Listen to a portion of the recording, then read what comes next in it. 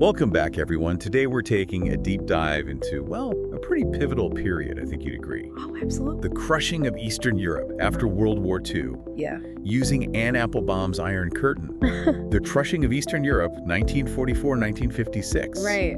And I have to say, just even flipping through this book, Yeah. it's got me hooked. It's a gripping read, isn't it? Yeah. Applebaum's so good at weaving together like the historical analysis with these personal stories. Right?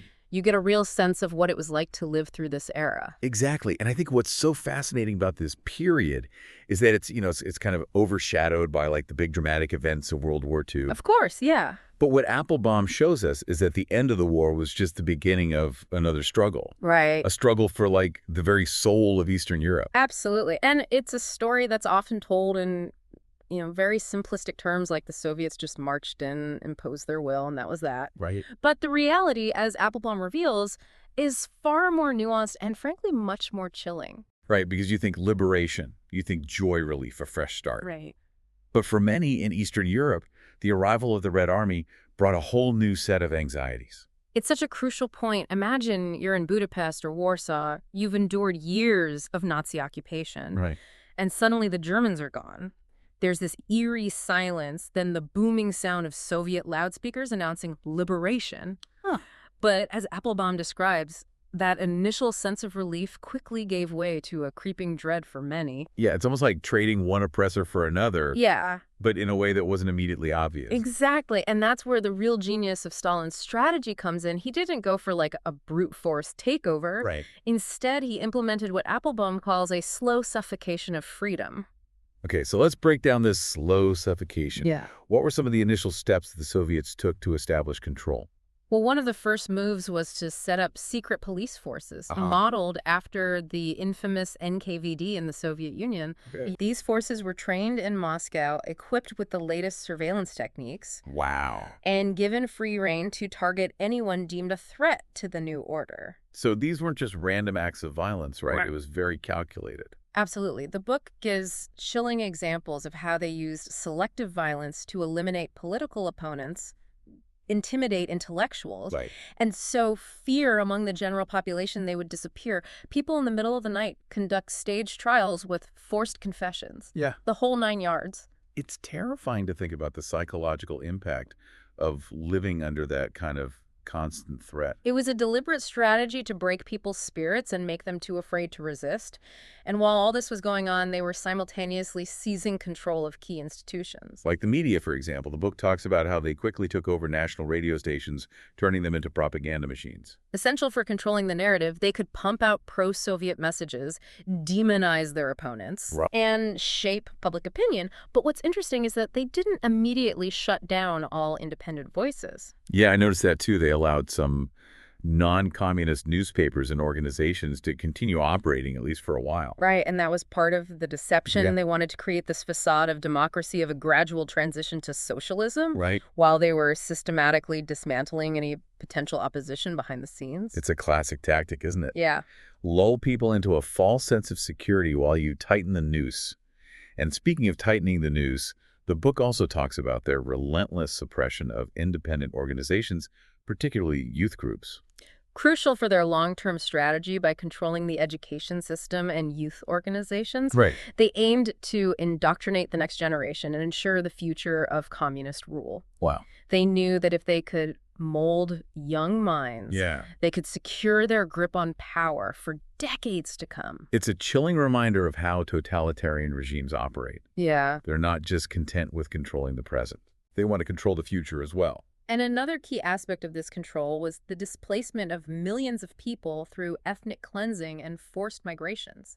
Oh, wow. Imagine being uprooted from your home, your community, your entire way of life, simply because of your ethnicity or political beliefs. The book really brings home the human cost of these policies. Absolutely. The sheer scale of suffering is unimaginable. And it's important to remember that all of this was happening within the context of a Europe that was still reeling from the devastation of World War II. Absolutely. People were physically and emotionally exhausted, Yeah. struggling to rebuild their lives, and into this vacuum of power and despair stepped the Soviet Union, Right. offering a promise of stability and order, Okay. but at a terrible price. And that's where we see this fascinating interplay between the Cold War and the internal dynamics of Eastern Europe. Right. It's not just that the Soviets were imposing their will from the outside, they were also exploiting existing divisions and anxieties within these societies. Precisely, the book challenges the simplistic narrative that the Cold War was the sole cause of the Soviet takeover. Okay. In reality, it was a much more complex process, with the Soviets skillfully manipulating internal divisions and capitalizing on the failures of early attempts at democratic governance. So give us some examples. How did these early attempts at democracy falter, and how did the Soviets exploit these failures? Well, take Poland, for example. After the war, there were genuine hopes for a free and democratic Poland. Yeah. They even held relatively free elections in 1947. Okay. But the communists, fearing a loss, rigged the vote. Wow. And that was the end of democratic aspirations in Poland. It's a stark reminder of how fragile democracy can be. Yeah. Especially in the aftermath of such upheaval. Exactly. And the same pattern played out in other countries. In Hungary, the communists initially participated in coalition governments, but they gradually undermined their partners using intimidation and manipulation to seize full control. And in Czechoslovakia, the communists staged a coup in 1948, effectively snuffing out any remaining hopes for a democratic path. It's a crucial turning point in the story. By 1948, the Iron Curtain had descended across Eastern Europe, and the brutal reality of Soviet domination had become undeniable. So we've got this backdrop of fear control and shattered hopes. What happened to those who dared to resist this new order? What was the price of defiance? The price was incredibly high. As the Soviets consolidated their grip, they unleashed a wave of repression, targeting anyone suspected of disloyalty, and one of their most effective weapons was the show trial. These show trials, as the book describes, were truly chilling spectacles. Imagine being dragged before a kangaroo court accused of fabricating crimes and forced to confess under duress. The book gives harrowing accounts of the psychological torture and physical abuse inflicted on these victims. And these weren't just random individuals. They targeted high-ranking communists, intellectuals, artists, anyone who posed even the slightest threat to their power. It was a way of sending a clear message. Step out of line, and this could be you. And it worked. The fear was so pervasive that many people simply withdrew into private life, hoping to avoid the attention of the secret police. So it wasn't just about eliminating active resistance. It was about creating a climate of fear and self-censorship. Right. Where people were too afraid to even think dissenting thoughts. Precisely. And this atmosphere of fear was compounded by the regime's control over culture and information. The book talks about how they promoted this idea of socialist realism in art and literature. It was all about controlling the narrative. Art had to serve the state, to glorify the communist system and inspire the masses. So they created these idealized images of happy workers, heroic soldiers, and thriving socialist cities, while suppressing any form of art that didn't fit their propaganda. Exactly. They even went so far as to rewrite history, erasing inconvenient truths and crafting a narrative that glorified the Communist Party and demonized their enemies. It's amazing how they managed to control so many aspects of people's lives. But even within this tightly controlled system, did people find ways to resist, to carve out spaces of personal freedom? That's a great question, and one that we'll explore in more detail in the next part of our deep dive. Okay, so we've seen how the Soviets established their control, the brutal tactics they employed, and the atmosphere of fear and repression they created. But as you say, there's more to this story. There's the human element, the individual stories of courage, resilience, and even quiet defiance that punctuated this dark chapter in history. Absolutely. And those stories are what make this book so compelling. They remind us that even in the face of overwhelming power, the human spirit can find ways to endure, to resist, and to hope for a better future. Well, I'm definitely intrigued to hear more about those stories of resistance. But for now, we'll have to leave our listeners hanging. Don't worry, we'll pick up right where we left off in the next part of our deep dive. And in the meantime, if you're finding this discussion as fascinating as we are, we highly recommend checking out Anne Applebaum's Iron Curtain. It's a meticulously researched and deeply moving account that will give you a profound understanding of this pivotal period in history. And if you're interested in learning more, you can find an affiliate link to purchase the book in the show notes. So stay tuned. We'll be back soon to continue our journey behind the Iron Curtain. Welcome back. Last time we were talking about how the Soviets consolidated their power using fear and intimidation to crush any hint of dissent. Oh, it was a pretty bleak picture. Right. But you mentioned that even in this climate of oppression, there were glimmers of resistance moments where people pushed back against the regime. Absolutely. Applebaum dedicates a whole chapter to what she calls the resistant individuals and groups who refused to conform, Right. who found ways to maintain their integrity and fight for their beliefs. So who were these resistant? Were they organized groups or more like individuals acting on their own? It was a bit of both. There were certainly organized resistance movements, particularly in the early years after the war. Right. Some were former anti-Nazi partisans who simply continued their fight, now against a new oppressor. Others were disillusioned communists who had become horrified by the brutality of the regime. It's fascinating to think about these people who had risked their lives fighting fascism, only to find themselves once again under the thumb of a totalitarian regime. Exactly. And their struggle was incredibly difficult. They were outgunned, outmanned, and constantly under surveillance. The secret police were relentless in their pursuit of these resistance fighters, using informants' torture and show trials to break them. So what kind of actions did these resistance groups take? Were they engaging in armed struggle or more like sabotage and propaganda? It varied depending on the group and the circumstances. Some did engage in armed resistance, launching attacks on Soviet installations or government officials.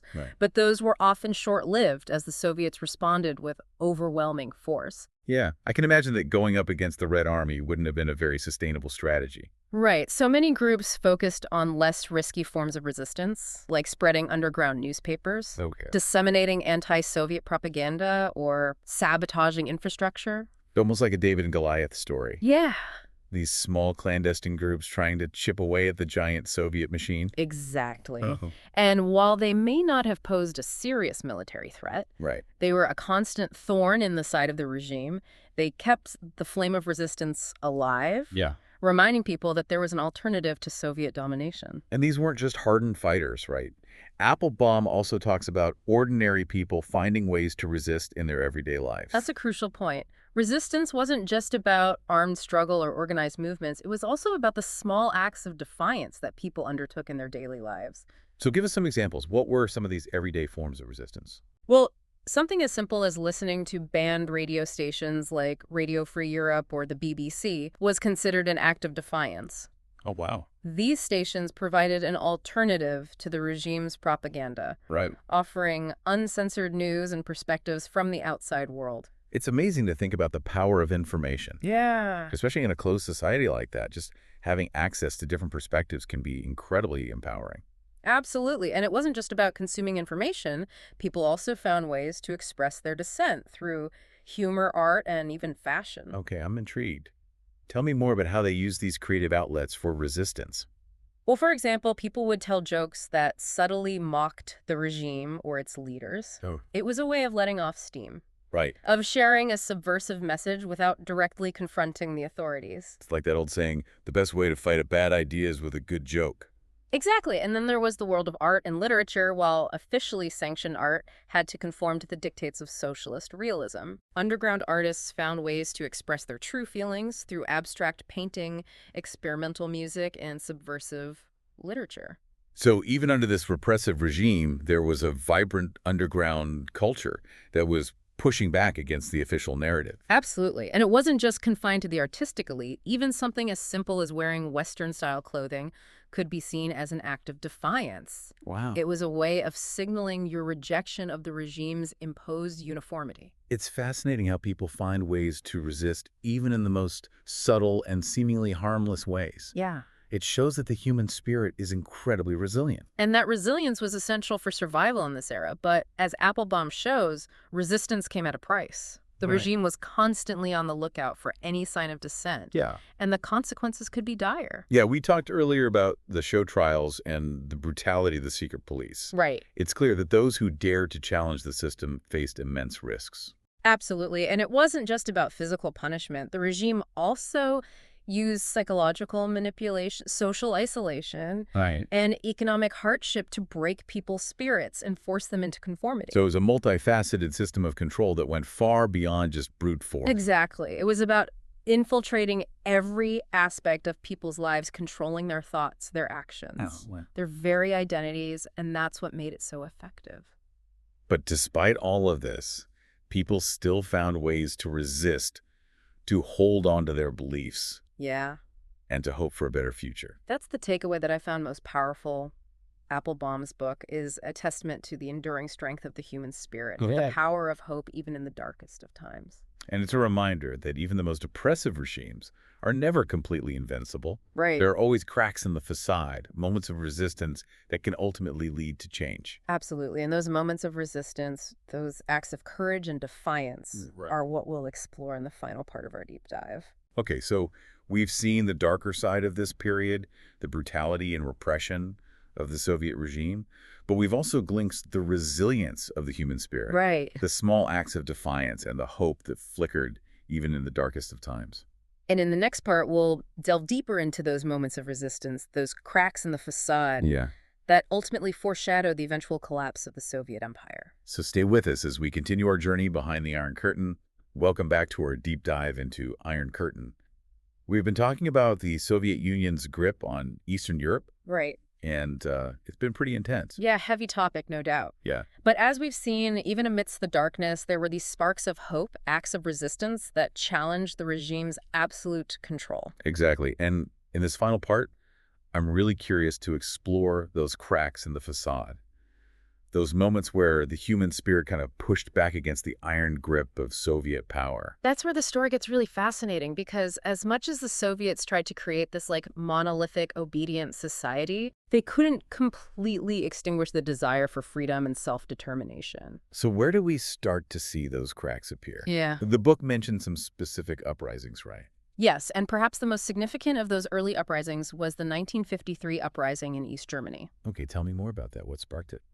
Well, it started with a seemingly small issue, like increased work quotas for construction workers in East Berlin. Okay. But that quickly became a flashpoint for broader grievances, like economic hardship, food shortages, and the lack of basic freedoms. So it wasn't just about bricks and mortar. Right. It was about the whole system. Yeah. The feeling of being trapped and exploited. Exactly. And what's remarkable is how quickly this localized protest spread. Yeah. Within days, it had morphed into a full-blown uprising. Wow. With demonstrations and strikes erupting across East Germany, even in major cities like Leipzig and Dresden. Wow. So it was like a wildfire fueled by years of pent-up frustration and resentment. That's a great analogy, and for a brief moment it seemed like the regime might actually crumble. Right. Workers were clashing with police, government buildings were being stormed, and people were openly calling for the removal of the communist leadership. It must have been exhilarating, but also incredibly dangerous for those involved. Absolutely. The Soviets weren't going to tolerate this challenge to their authority.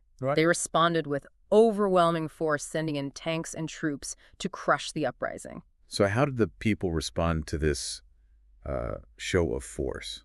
Many fought back bravely, but they were hopelessly outmatched. Thousands were arrested, many were killed, and the uprising was brutally suppressed. So it was a tragic end to a hopeful moment. It was a defeat, certainly. Yeah. But it's also important to remember that the 1953 uprising had a profound impact, even in its failure.